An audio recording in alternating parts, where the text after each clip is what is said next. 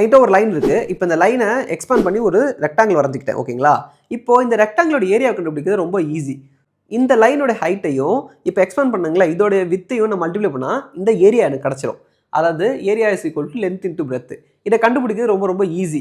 ஆனால் இப்போ ஒரு ட்ரையாங்கிளுக்கு வருவோமே, ட்ரையாங்கிளில் ஒரு சின்ன ப்ராப்ளம் இருக்குது. ஏன்னா இதோட சைஸ் வந்து குறைஞ்சிக்கிட்டே வருது. ஒரு இடத்துல அதிகமாக இருக்குது, ஒரு இடத்துல கம்மியாக இருக்குது, அன்ஈவனாக இருக்குது. ஓகேங்களா? இப்போ இந்த மாதிரி அன்ஈவனாக இருக்க ஒரு ட்ரையாங்கிளுக்கு எப்படி நம்ம ஏரியா கண்டுபிடிக்கிறது?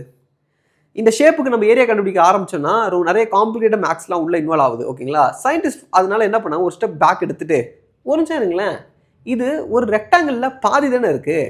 அப்போ ரெக்டாங்கிளோட அதே ஃபார்முலாவை யூஸ் பண்ணிக்கிட்டு டிவைட் பை 2 பண்ணாலே முடிஞ்சிச்சு அப்படின்னு சொல்லி கண்டுபிடிச்சாங்க ஒரு ஸ்மார்ட்டான சொல்யூஷன். ஓகேங்களா? ஸோ ஏரியா ஆஃப் ட்ரையாங்கிள் என்னன்னு பார்த்தீங்கன்னா h into B divide by 2ன்னு இருக்கும். அதில் ஹெச்ன்றது ஒன்றும் இல்லை, அதை ஹைட்டை மீன் பண்ணுவாங்க. ஓகேங்களா? ட்ரையாங்கிளோடைய ஹைட்டான பார்ட்டை மீன் பண்ணுவாங்க. பின்றது அதோடைய பேஸ்மெண்ட்டை மீன் பண்ணுவாங்க. ஓகேங்களா? ஹைட் இன்ட்டு பேஸ்ன்னு சொல்லுவாங்க. ட்ரையாங்கிள் எல்லாம் ஒன்று தான். எல் இன்ட்டு பியும் ஹெச் இன்ட்டு பியும் ஒன்று தான் பேசிக்காக.